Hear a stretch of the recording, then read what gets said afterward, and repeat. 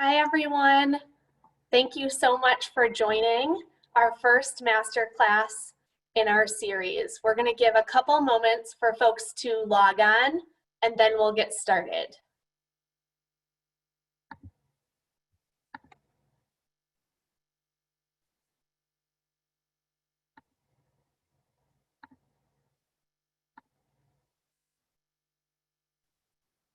All right, it looks like we're seeing many of you coming into the room.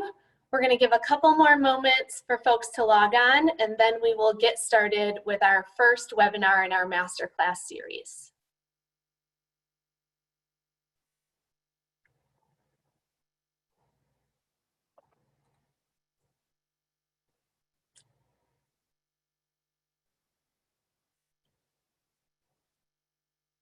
All right, I'm seeing those numbers tick up. It's great to have so many of you here with us. We'll give just one more moment and then we'll get started.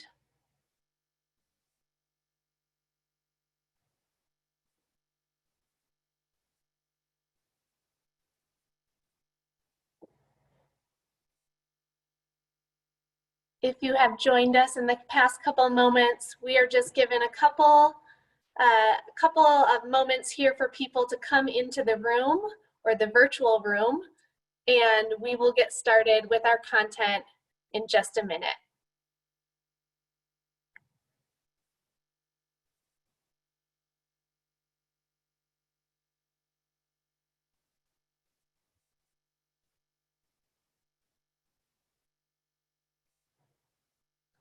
All right, we are here at just a couple minutes past 1:30, so let's go ahead and get started. Here in Chicago, it is a little bit drizzly outside, so I hope wherever you are joining from that you're staying cozy and dry while we're here together to learn about race, equity, and raising children that are ready to advocate for social justice. So first, an enormous thank you to all of you for joining today. It's our first webinar in our masterclass series, and so we have some panelists or some hosts from different locations and a couple of videos, a couple of screens. So please share your grace with us as we navigate some of the logistics, but really excited that all of you are here. And thank you also to Fakila Guyton, who is our first guest, and she'll be sharing her knowledge and practical tips with us in just a little bit. And also, I want to thank a big thank you to IMC, who is a longtime supporter of VOCEL and the sponsor of today's webinar. And their support has helped VOCEL bring our supportive programs to more families, and now to bring Fakila right into each of our homes. So a shout out to IMC for all of this support you've provided up until now and today. And because many of you here today are new to VOCEL, I want to start by sharing a quick introduction to VOCEL, the work we do, and why. So VOCEL's mission is to help ensure every child has the foundation to learn, grow, and lead. And we work towards that with our 2-gen programs, including our flagship Child Parent Academy, where we focus on children ages 0 to 5 and the adults and environments that most impact them. So that could be parents, grandparents, caregivers, teachers or school principals, others. We believe at VOCEL that parents are children's first teachers, and we believe in getting the tools, the knowledge, and the support into the hands of those people who are best positioned to shape those little ones' brains. And in addition to our Child Parent Academy, which is that flagship program that runs in 14 neighborhoods throughout the city, we also run a principal training program called Building Early Learning Leaders that supports Chicago Public School principals to build early childhood education knowledge to really inform their school visions. And third, we have a pilot program where a VOCEL coach trains parent leaders to facilitate their own version of the Child Parent Academy for fellow parents at their schools. I'm Jessie Ilhart. I co-founded VOCEL, and I lead our program and innovation work. And I'm a preschool teacher at heart, and now also mom to a 3-year-old. And I sit here at this intersection of pedagogy and parenting. And VOCEL works at an intersection too, the intersection of family, school, and science. So we partner with families and schools across the city, diverse in their race, the languages they speak, their household income, their family structure. And so given that diversity in our classes and our teachers, VOCEL has been talking about diversity and inclusivity for a long time, but we certainly still have room to grow. And over the past 2 months, as many of you have seen, and probably part of the reason you're here today, a spotlight has been put on instances of overt racism targeting Black people in our country. And we know that racism runs really deep, right? That it impacts every system of our country and that it has for generations. And if we don't intentionally raise our children in an anti-racist manner, they will be socialized by the world around us and potentially perpetuate the status quo that we live in today. And that's not because they're bad people, but because those are the dangers of being socialized in an unjust world. And so I imagine that's why many of you are here today. Without knowing much about you and just seeing many of your names for the first time, I know that you're joining us today to learn. And I know that you likely have young children in your lives, maybe your own kids, nieces, nephews, grandchildren, students. I know we have some educators joining us, and you want to know how to help them advocate for a world where all children have those equal opportunities. And I'm glad you're here particularly today because, as I mentioned, we have Fakila Guyton, who's a fellow champion of young children and families, really a consummate early childhood professional, previous director of several early childhood programs, who's here to talk with you about racial identity development, talk with us about racial identity development, and the strategies that we can all use to help our children become those advocates that our world so sorely needs. So let's talk a little bit about how today is going to work. So first, we want you to be present because we know that it's such a gift to have an hour to focus on listening and learning and to have the health and well-being to do so. And so the recording from today will be shared if there's a concept that you want to revisit, but you can feel free to just sit back and listen. And then second, from knowing some of you on our attendee list, I know that we have a diverse group among us today, which means that we're coming from a variety of life experiences, perspectives. That means some of the terminology that you hear today may be brand new or it may be old hat. And we hope that whether you learn something new in this webinar or you receive a reminder or an affirmation that you really needed to sustain yourself in this work, that everyone takes something of value away from today. And finally, many of you submitted questions in advance. So Keela and I have attempted to weave some of those in or answer some of those in our talk, but we'll also hold time at the end for questions. So please use the Q&A feature. There's a little button down there at the bottom of your screen where you can type in your questions throughout today's talk, and then Keela and I will answer as many of them as we can. So just about an hour to go, and we have a lot to cover. I'm going to begin by providing an update on the way that VOCEL weaves in anti-bias education into our classes, and in a way we hope provide the foundation for anti-racism. Then I'll introduce Keela, who will share some frameworks for how young children learn or how they're socialized to new concepts. And then Keela will close with a 3-point framework that we can use in examining our work with our children, our students around equity and diversity. And then again, we'll close out with that Q&A, so don't forget to put those questions into the Q&A box. So to begin, I want to talk for a few minutes about how equity, diversity, race are woven into our programs at VOCEL, and 3 specific approaches we take. Because I think all of this is just as relevant in a classroom context or in a home context. So first, why we talk about race this young, right? Most children in VOCEL's program are toddlers, 2, 3 years old, sometimes 4, but sometimes babies. And so here's what the research is finding. You may have seen this graphic shared before. What the research is finding is that children are never too young to talk about race. Why? Because contrary to some previous beliefs, scientists and researchers have learned that children are not blank slates. They acknowledge race and other differences when they're very young.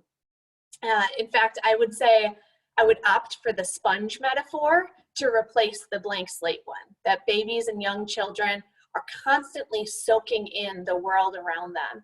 And that's a world that's filled with all sorts of interesting differences. So they're soaking that in from the get-go. I know the print on here is small. This resource is from the Children's Community School in Philadelphia, so you can feel free to look it up if you'd like afterwards, or we can also share a link. But Dr. Beverly Tatum, in her seminal book, notes that as early as 3 to 6 months old, babies notice race, or they recognize faces with skin color the same as theirs. And it says here on the screen in the second box as well, that by the age of just 2 years old, children start to use race to reason about people's behavior. And by 2.5, most children are using race to choose who they play with in some of those informal settings, like at school or at the park.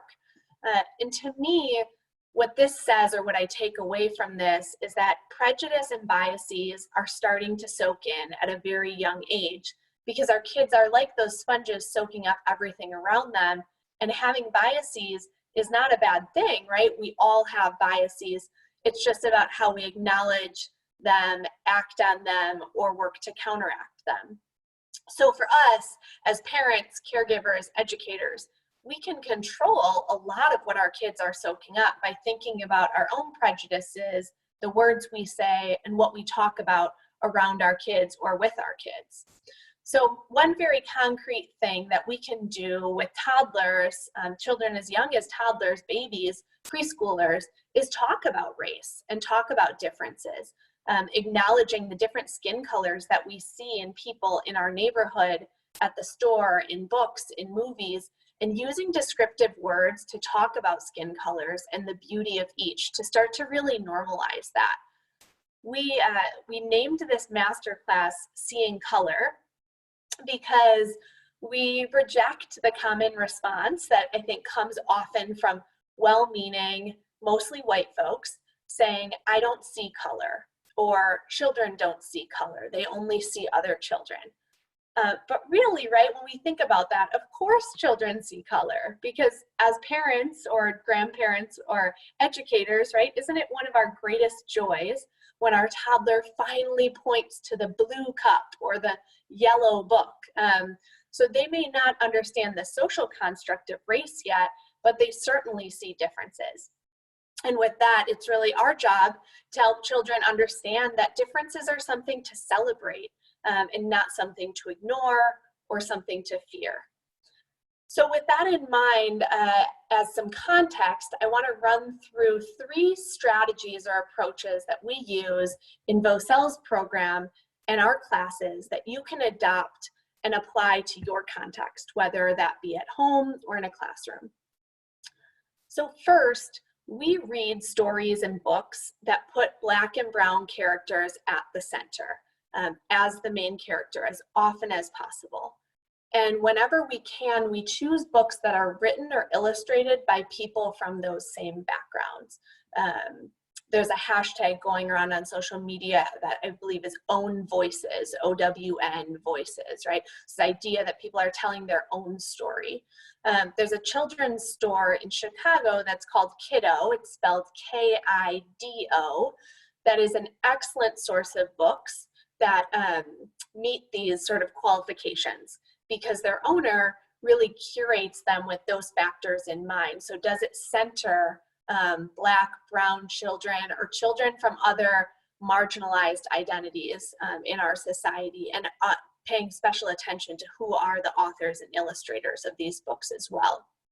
It's really important that all children see themselves represented in books, right? I think that's important to almost any parent, that their child could see themselves in the pages of a book, but also really important for those of us raising white children, that they see that they are not always the center of attention, right? Or the center of every book. So I would encourage you, if you have a little one at home, to go on a scavenger hunt through the books in their room. You could do this with them or without them, or go through your bookshelf and look at the representation of characters. I did this recently with board books from when James, my son, was a baby, and the number of them that had only white characters or only white babies, or maybe it was 6 white babies and there was 1 token Black baby. There were so many of them, I was kind of astounded by it. So this is one place to start and kind of have that really critical eye. And since COVID hit, a lot of, or all of VOCEL's classes have gone online. And so our teachers are recording story time multiple times a week for the VOCEL kids and VOCEL families. So if you want to sneak a peek at any of the books that are also sold at Kiddo before you buy, we have recordings of many of those on VOCEL's YouTube channel that you can check out. Second thing that we do, we support children in asserting their own needs and wishes. And we help them protect those needs and wishes when they feel threatened.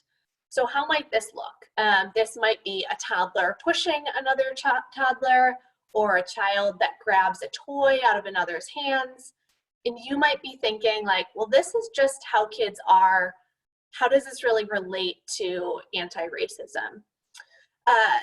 Well, I would say that one thing that I think many of us can agree on is that in a world that's fraught with this systemic racism, where so many Black and brown bodies are not being protected, that it's important that all children in VOCEL's classes know their safety is being protected, that their physical and emotional well-being is being taken care of, and that is paramount. And for children, again, to have that normalized, that should be the way it is for all children, to have their bodies and their physical and emotional safety protected. So we support children in learning the words they can use to assert themselves. This could be things like, I need space, or stop pushing me, I don't like that, right? We really try to reinforce the importance of assertiveness as opposed to the being nice. Think more about that, like that difference of being nice.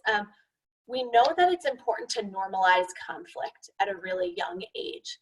It's a key trait of white dominant culture or white supremacist culture to prioritize harmony and being nice over working through conflict head on, right? So how does that translate to kids?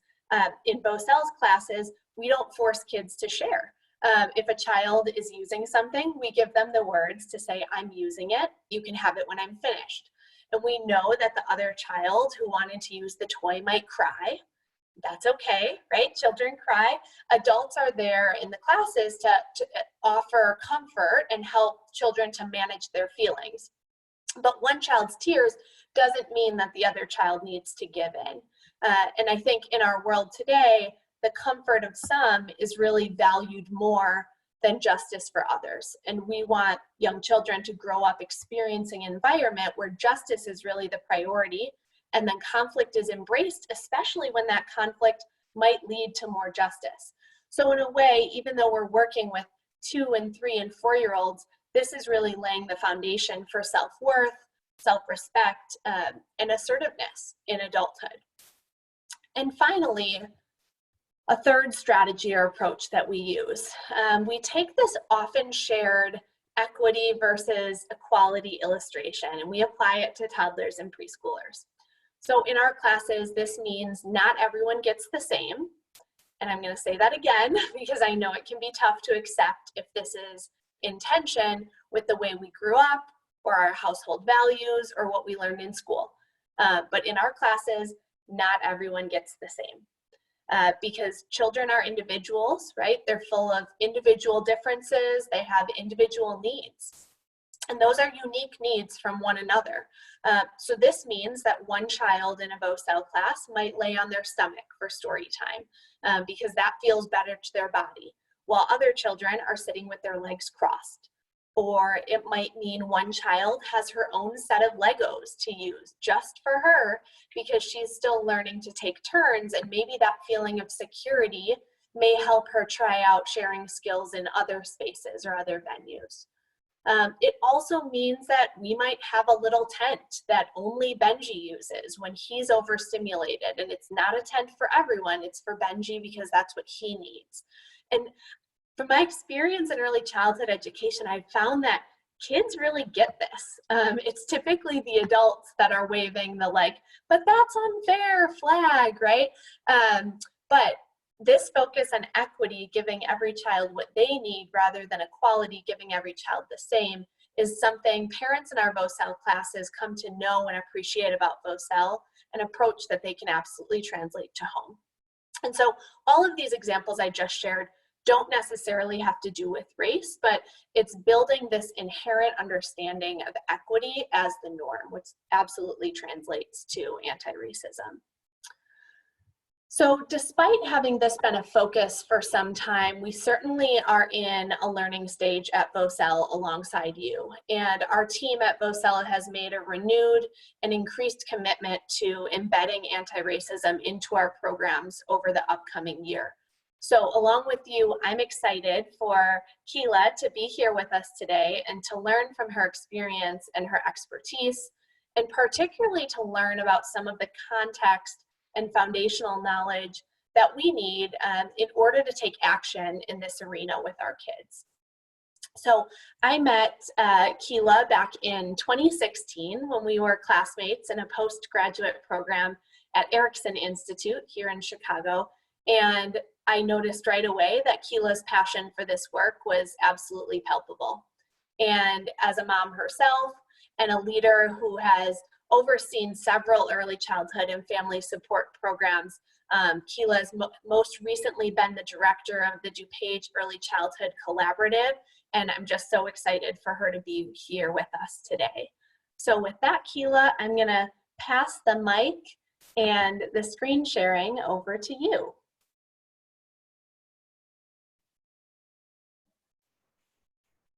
And we'll give a second as Keela comes in here. There she is. Okay, hi.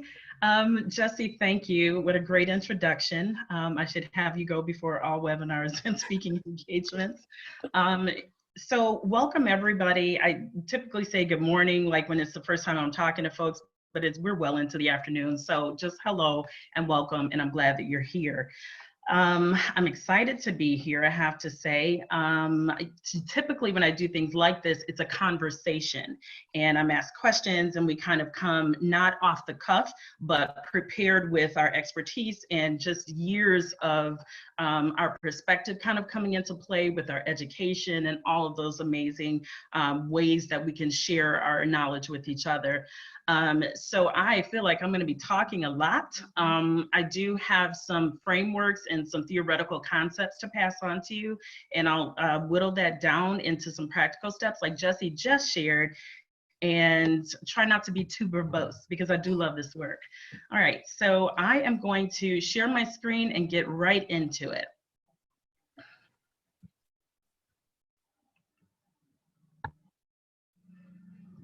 And when you can see it, just let me know with a nod, Jessie. I'll give you a thumbs up, Keela, when it comes through.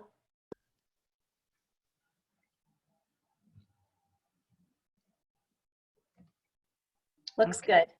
All right, great. Okay, so our topic today is Seeing Color, Raising the Next Generation of Social Justice Advocates. That is a really big topic for us to cover. I want to look a little bit at the webinar description. And so what we say about this time of us coming together is we're looking at this nationwide outcry against racial injustices that have plagued Black and brown communities for centuries. I know it because it's lived experience. And then there's so many folks who are involved in the lives of young children who kind of have some challenges around talking about such big, bold, complex topics like race, like privilege and equity. And sort of what's behind that. There's always some sort of emotion or charge behind it. And I'm just going to give like 5 seconds for you to kind of sit with those, that last part of the sentence around children and how to best approach these topics about race, privilege, and equity. I imagine there's a little bit of dis-ease and discomfort when you think about having to talk about children with this.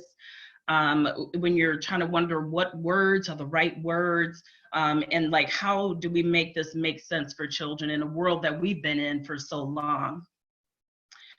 I share that with you. So to do that, I feel like it's really important that I provide some sense of transparency for our learning today and our sharing today.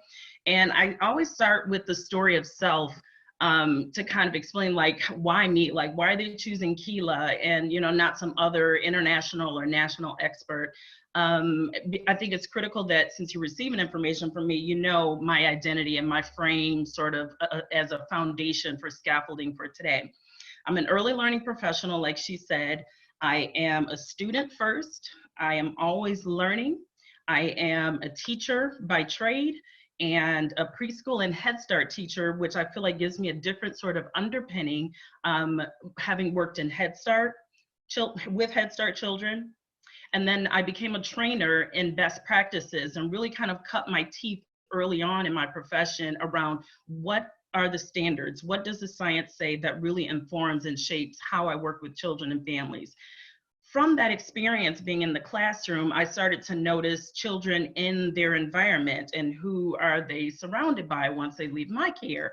And of course, I graduated out of the classroom, I guess you could say, and went into as a family support specialist. And then what took me a little bit further up is I started to look at programs as I managed them and started to realize the impact we were having as a program, but then how the children fared with their family and in the community. And I started to look a little bit closer at policies and how they impact children. And I started to look at community systems and how they impact families, helping their children to have healthy growth and development. Then I got into race equity. I was in a fellowship at Erickson Institute where we looked at race equity front and center in early childhood back in 2017. Now I knew, coming into that, race was a thing and it was an issue, but having the chance to really sit and think deeply with other colleagues was really formative for me in these last 3 years. So when I talk about the story of self, I always start with these questions, and some of you might be familiar with what is called root cause analysis. You ask the 5 whys about something. So you ask, why is this important to me? It's important to me because growing up as a Black child in this world, I knew race was a thing, but my parents didn't ever articulate to me that the world would see me in a racialized way. And I found out that they didn't have the language taught to them as well. And then I asked the why again. Why does this matter to me so much? Because living in a racialized world, I now have a daughter who will have to grow up the same way through this world, people viewing her in a certain way. And I need language for her to articulate where she's going to be when she's in all white spaces or in work environments or in a school environment where she is an only. And that is my story of self, and that's what I bring into this space, exactly who I am. This is the why I do this race equity webinar, the trainings, the conversations that I've had, is because I need something to help me articulate what is this phenomena that I'm experiencing in the world.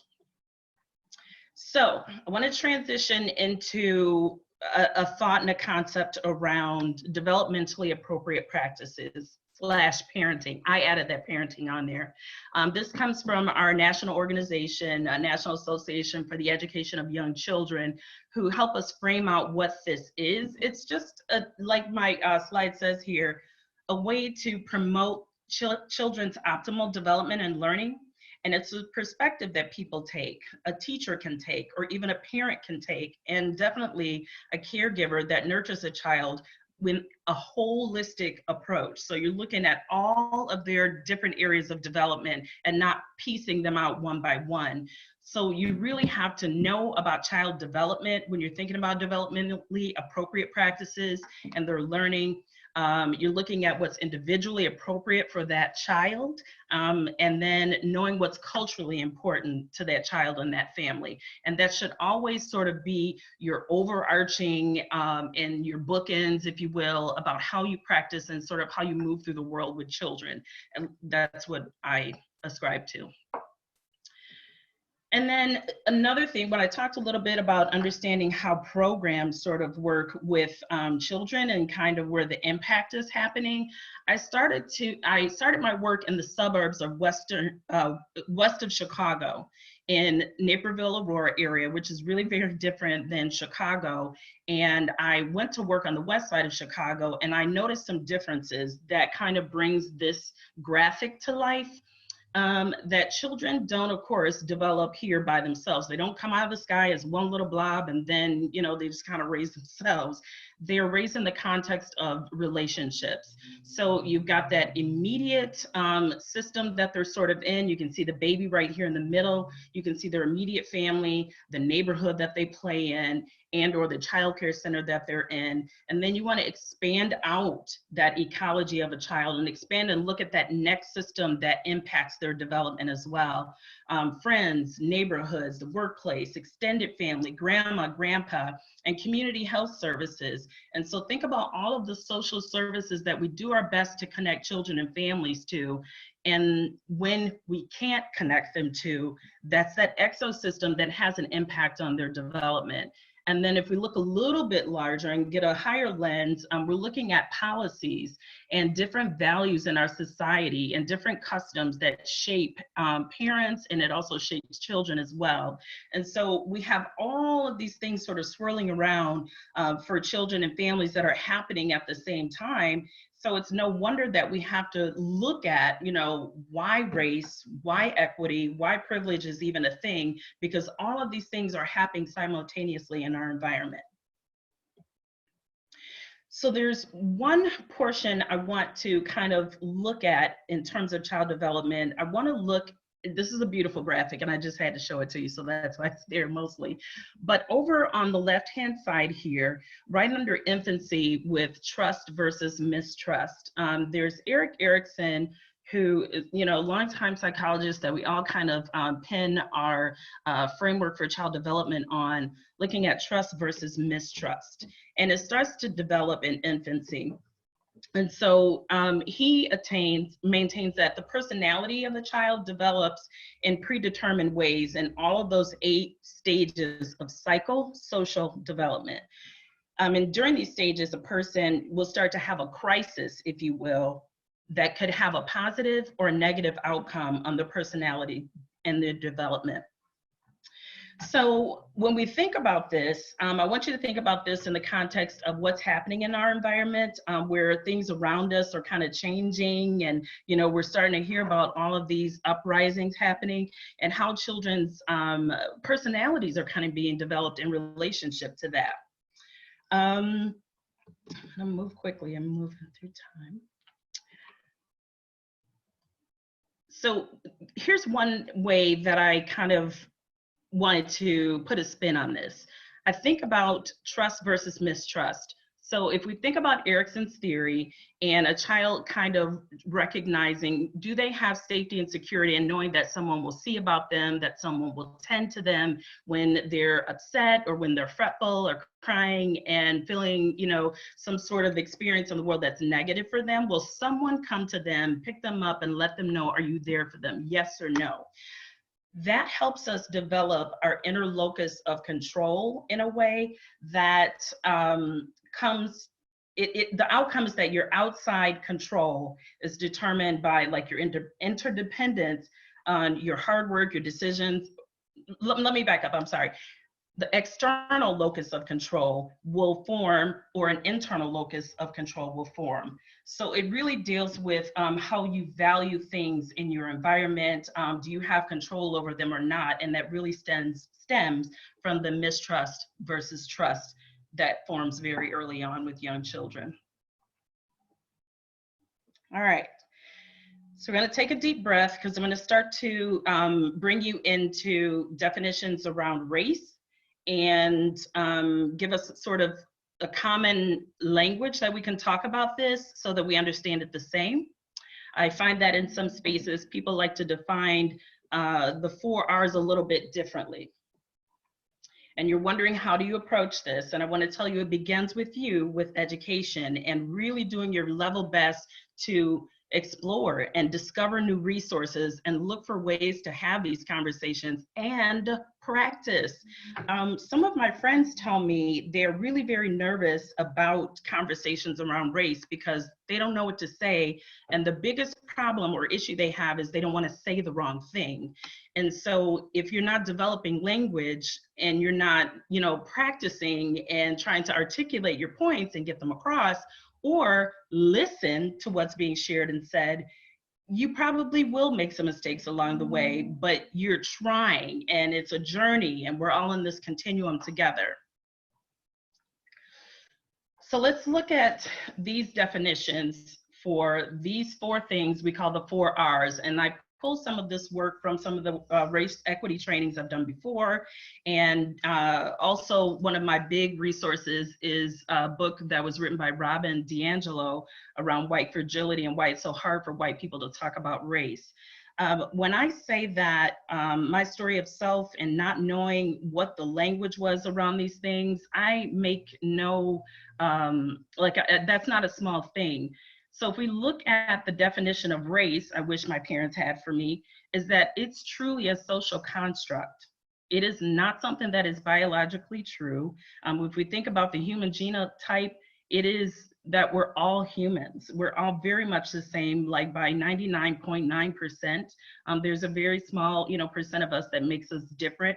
The melanin in your skin, the color of your eyes, and, different facial features make us a little bit different. And so when we talk about race, we want to be very clear that that's what we mean. We're talking about a social construct, okay? And then if we talk about what racial means, it's a way to describe this pervasive social significance and the meaning that gets attached to skin color, the melanin in your skin, that's one chemical. And think of it as the lens in which you view and or experience the world, whether you're white, Black, Latino, or Asian, any of that. And then if we think and look at this definition around racism, it is a widespread systemic institutional policies and practices that exist to do one thing. Those 3 words I want you to just sit with a little bit, is to uphold white supremacy. Then we look at our last definition here, practice of enacting or enforcing based on a belief that one race is superior than another is what a racist is. It's the actual actions that people take by whites based on racism. And again, racism is widespread systemic institutional policies and practices that exist to uphold white supremacy and or slash, I say, whiteness. All right. So race. I want to go to this slide, racial. So if we're describing something that has significant meaning, it's about attaching and assigning meaning to race. And so what we know in historical context is that race and the color of your skin, the darker you are, there's negative connotations and not so positive. White Americans have a different experience and have a different view around race relations. And I entered this Pew graphic to see let you see what people's perspectives are kind of by statistics. This is, a few years old. It's from 2016, but by and large, when I wake up in the morning, when most Black folks wake up in the morning, or sort of any other minority, you wake up knowing what you are when you wake up to go face the day. And we know that race relations are typically bad because of this. It's the view and the prism of which, we see the world. It's very racialized. And this last little bar graph here where it says Obama has made progress on race relations. Like, if that's not a blanket statement that's uninformed, I really don't know what is. I think that it's amazing that he was elected, but that by no means or any stretch of the imagination, means that we've made that much progress on race relations. And so by account of opinion, you can see here that, only 28% of white folks think that, 58% think that progress was, 51% think that progress was made. It's, a larger amount, but that is to be debated. Okay, if we think about racial and assigning significant meaning to, your skin color and living in a racialized world, we can think about racism in relationship to that. And the racial profiling is one example of that. The stop and frisk laws that are actually on the book saying it's okay to stop somebody, that they're reasonably suspicious because of who they are by birth. And again, it's about power and control to be able to create laws and systems that uphold white supremacy, that Black is something different and it is something that is to be otherized and be suspicious of. So here's what I always give people an example of. When you want to think about racism, think about sexism, and think about who holds the power in that dynamic.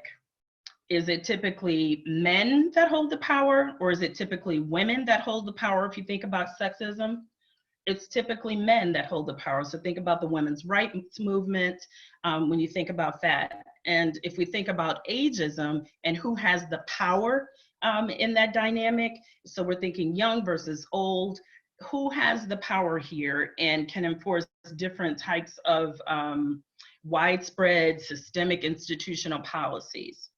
And again, if we think about ableism, another way of sort of otherizing folks according to their characteristics, if we think about ableism, who's able to have the power in that dynamic? Would it be the folks who are fully able physically to, get around, move around, or would it be those folks who, have a different ability and may have, a wheelchair or, different walking abilities or things of that nature? Who has the power to enact and enforce systemic policies and institutions to maintain that power?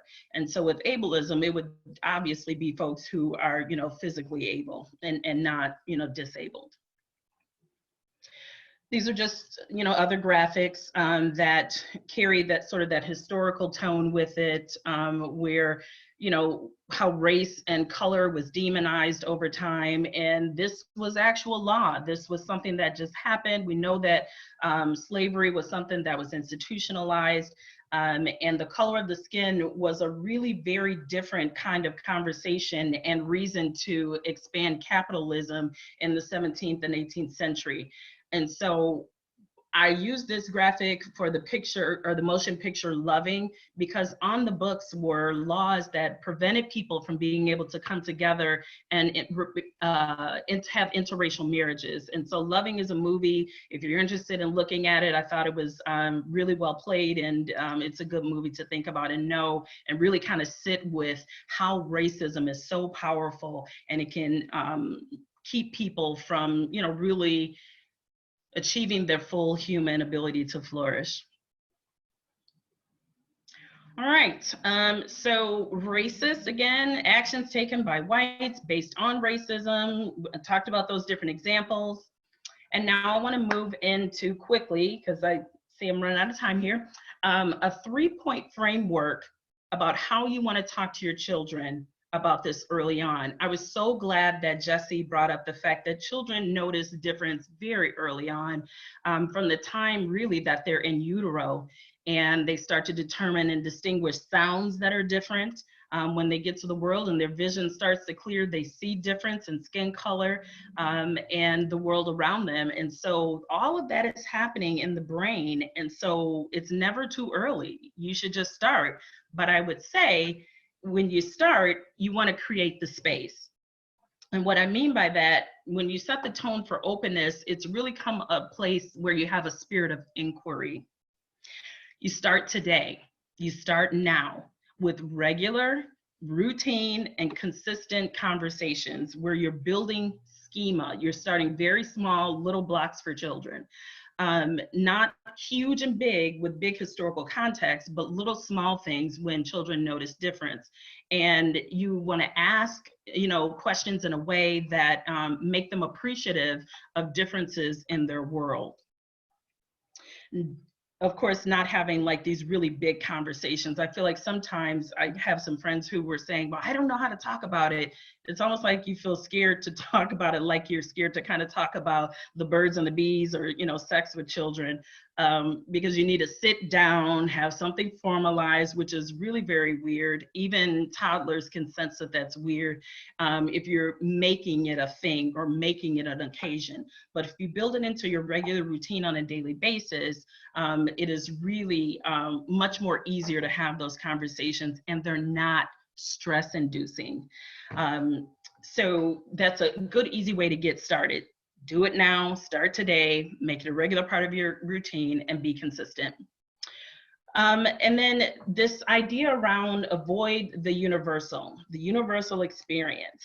So glad again that Jessie brought up this idea around people sometimes get nervous with conversation, and some of the verbiage that's used is I don't see race, or I'm colorblind, and so we're all the same. And I would truth, lived experience by Black and Brown folks is not the same. And I gather that because you're listening to this webinar, you're starting to recognize that. And the more that we can start to help children understand that different folks have different lived experiences, it will help them to do what can be so naturally a part of the way that we react, because we've been socialized to do it, because we don't want to deal with the hard conversations in this sort of way of being where we call it a bypass. So I noticed this bypass when I am in this multiracial church that I go to of over 7,000 people here in the suburbs. And we have this idea that we're all the same brothers and sisters in Christ. And it makes you have to look at the human piece of us without looking at my skin tone or recognizing my lived experience. And so when you bypass, you can kind of discount and you can push aside a person's being and their identity and who they are. And that is big, and that is huge. And so I would say, as part of this framework, you definitely want to avoid the universal. It combats the myth of a small few. And by a small few, I mean, when folks start to say, oh, that's just a couple of people over there having that kind of experience, versus, nope, this is really big, this is widespread, this is in our systems, these are in our policies, and it helps us come up and understand a bigger framework than just thinking it's just a couple of people, they're anomalies. And so, the universal experience is that everybody's great and everybody's doing all right. That's just not true. Then the third point is giving truth to children without trauma. So when we do this, it allows us to create, developmental protection that your kids need. So, I think about one example when 9/11 happened, and my daughter wasn't born at the time, but about when she was 3 or 4 years old, she was at her dad's house with him and his wife, and they were having the TV play, kind of loud. I don't know if they were all sitting down at the same time, but I know that images of the Twin Towers being blown up really took her aback. Like, she'd not seen that kind of destruction, like, in the world in that way. And it was just too much for her to take in. And so I think often what happened, and I don't know if they were just, watching a newscast and that came up, but my ex's rebuttal to me was, well, she needs to know. And so I am a firm believer that yes, she needs to know, but it's in doses, and I don't want to traumatize her. She's still in that space of, being able to regulate her emotions, her world in relationship to the people around her. And so if you just tell her she just needs to know without any sort of way to come out of that, or any way to provide her with like an illusion of safety or protection, it's just too much for a kid to handle. It's like telling a 2-year-old, oh, here's a red ball that is round and it's squishy, and it's not like, that's too many facts and too many things. Children are still very concrete when they're young. And so giving them one little piece at a time is much better. They just are not usually there with that higher level of thinking. So I would say this third point really hits home with me, the truth without trauma. We want to talk more about, what happens right now. And when they're ready for historical context, you can kind of add and layer that in. Because again, remember, you're already starting with regular conversations, little bit by little bit, and being consistent with it. So it's not this big episode and this big piece of trauma. If I were to talk to my daughter about historical trauma of slavery and all of those things to get her to understand race equity, it's really hard for her to fast forward to present day and say, oh my God, how does that not include me? It's like too much of a disconnect for her to try to fit those pieces together. So I would say we want to make sure that we provide a way of safety and protection when we're having these conversations with children. One last little example I'll say here is that when most Black parents have children who are going out in the world, they're young adults, and we know that they're leaving our home or our protection. Same with any parent, when they're going out in the world, maybe they're driving. We have to have the talk with children about how the world might view them. And so we say, some children, end up maybe when they're driving, getting stopped by the police. And, it can be kind of concerning and kind of upsetting. And so here's some things that you can do. Here's some measures that you can put in place that you have control over in order to offer her a way to ensure her safety. So I'm not just introducing this really crazy idea, or not crazy, I shouldn't say crazy, but this really strong trauma piece around police brutality or, someone misunderstanding her actions without any sort of way out, if that makes sense. So this framework is a part of a larger conversation that my colleague, Crystal O'Connor, provides, early learning expert for over 30 years. I always try to bring in a different voice rather than looking at theorists from a long time ago, but look at folks who are relevant and who are also thinking through a lens of race equity as well. And so I just posit that in this space, that this can be considered sort of a roadmap, if you will, about how to talk with children around race equity. And then I'm going to start to close out. And then I want to just offer this quote by one of the leading experts around being anti-racist or understanding anti-Blackness. What's the problem with being not racist? It's a simple claim that signifies neutrality. I'm not a racist, but neither am I aggressively against racism. But there's no neutrality in the racism struggle. One either allows racial inequities to persevere as a racist, or confronts racial inequities as an anti-racist. There's no in between, safe space of not racist. The claim of not racist neutrality is a mask simply for racism. That is a tough quote, and that's a lot to sit with. And if you look at this later, I'd love for you to just kind of think through that. And I'll leave you with these few charges and these few things.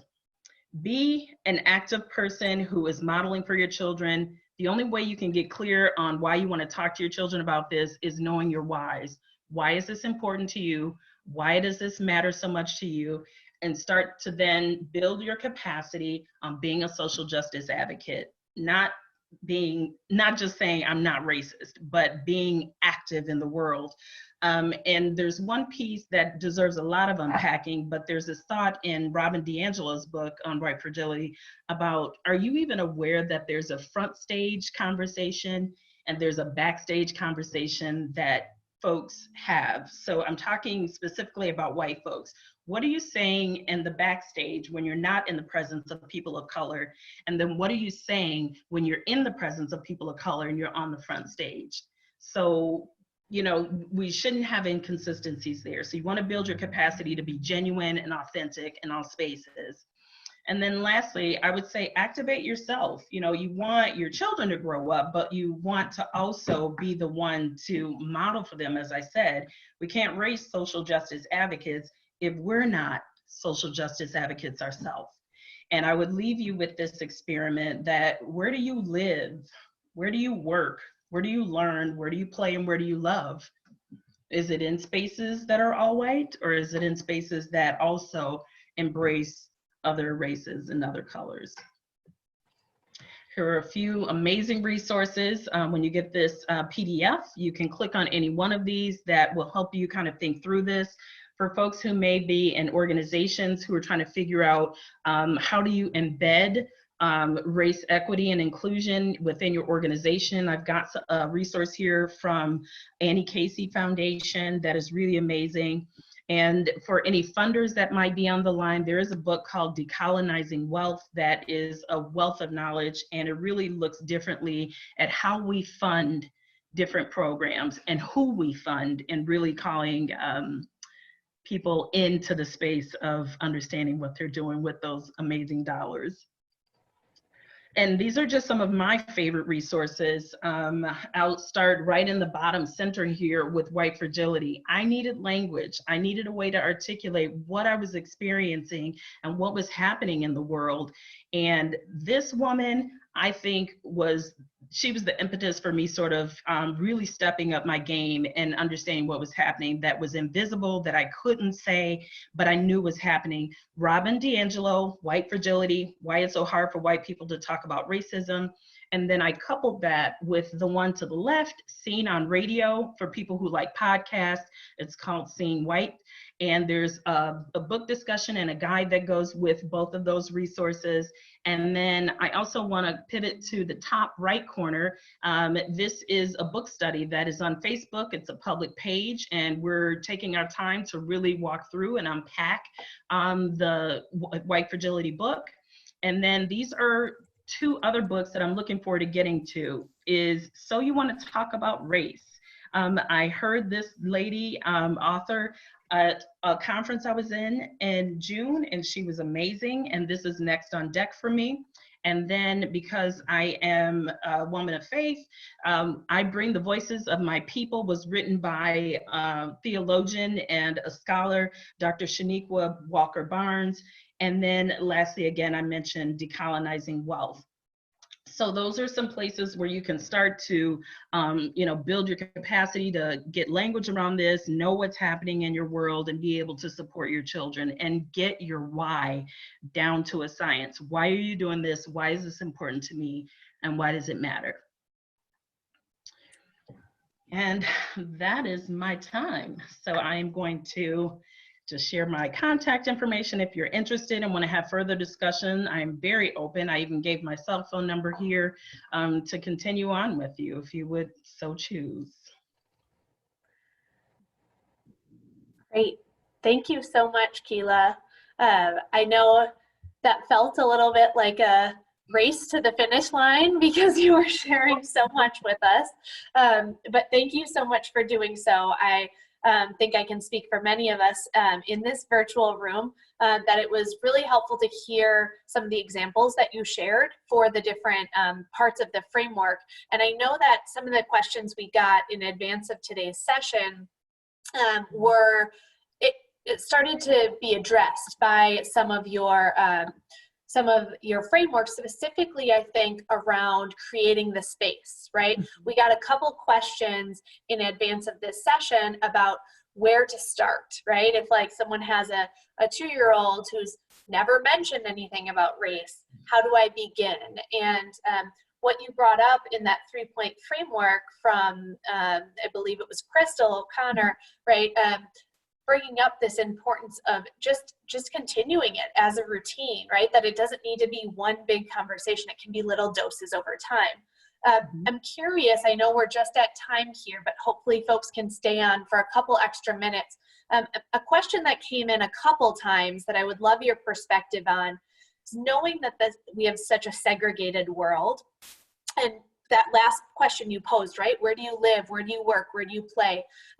If folks on the call are realizing that their children mostly see white people, right? I'm making a generalization. I know not everyone on the call is raising white children, but what are some steps that you think folks could take to start to bring more diversity into their world?